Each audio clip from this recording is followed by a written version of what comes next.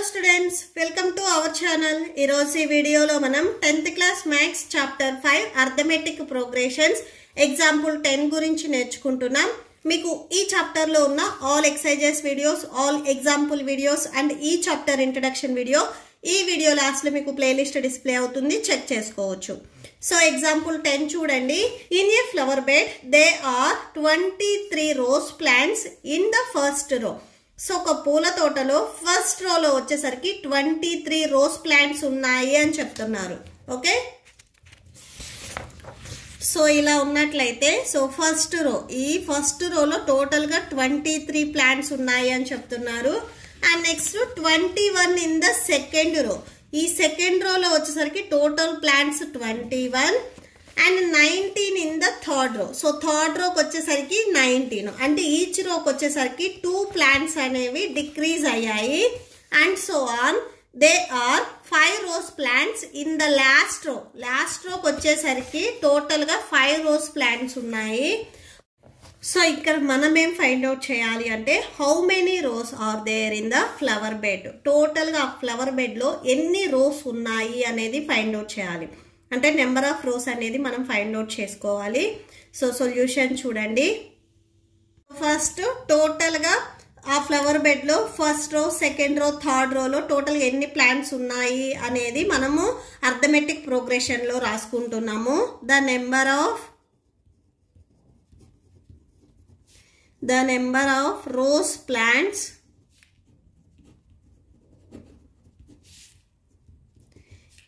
in the first, second, third rows are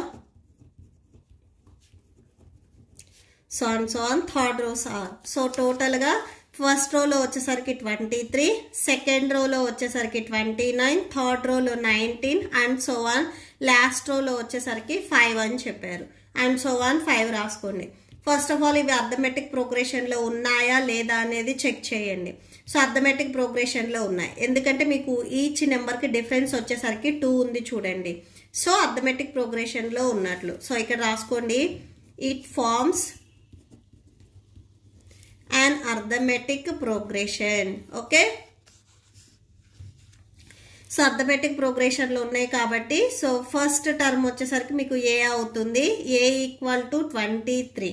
okay, so ఇవి మీరు A1, A2, A3 and so on AN ఇలా రాసుకున్నట్లయితే ఏ value మీకు 23 and difference వచ్చేసరికి ఎప్పుడు మనము A2 minus A1. So second term లో నుంచి ప్రిసీడింగ్ టర్మ్, థర్డ్ టర్మ్ లో నుంచి ప్రిసీడింగ్ టర్మ్ ఇలా సబ్ట్రాక్షన్ చేసుకుంటాము. A2 value 21 minus A1 value 23 subtraction చేస్తే -2 వస్తుంది. సో D వాల్యూ వచ్చేసరికి మనకి -2 వచ్చింది. ఓకే, అండ్ నెక్స్ట్ AN చూడండి, లాస్ట్ టర్మ్ వాల్యూ ఇక్కడ ఎంత ఉంది, 5 ఉంది. సో ఇది కూడా రాసేసుకోండి. ఇప్పుడు మనకి ఏ వాల్యూ తెలుసు, AN వాల్యూ తెలుసు అండ్ D వాల్యూ తెలుసు. సో ఫార్ములా రాసేసుకోండి, AN equal to A plus N minus 1 into D. AN value 5 equal to A value 23 plus N value మనకు తెలియదు, N minus 1, next D value -2. So that equal to 23 plus -2 into N minus 2N minus into minus plus 1 2s 2. సో ఇక్కడ మీకు already 5 ఉంది, 5 రాసుకోండి. So 5 equal to 23 plus into minus -2N plus into plus +2. So ఇవి రెండు positive లో ఉన్నాయి కాబట్టి యాడ్ చేసుకోండి. 23 ప్లస్ 2 25 అవుతుంది.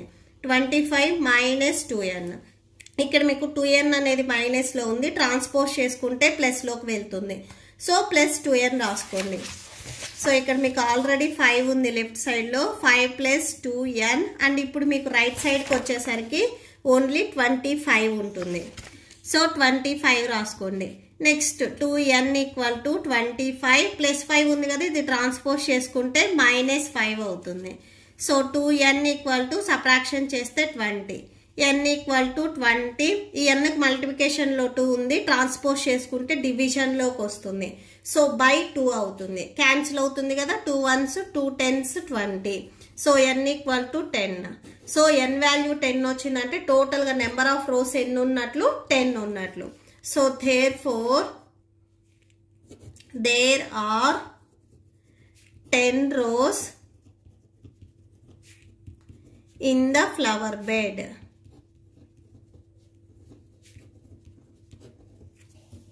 Okay, so that's it. మీకు ఈ వీడియో నచ్చితే ప్లీజ్ లైక్ చేయండి, మీ ఫ్రెండ్స్కి షేర్ చేయండి అండ్ మన ఛానల్ని సబ్స్క్రైబ్ చేసుకోండి. ఇప్పుడు మీకు నెక్స్ట్ ఎక్సర్సైజ్ వీడియో డిస్ప్లే అవుతుంది, చెక్ చేసుకోవచ్చు. Thank you and thanks for watching.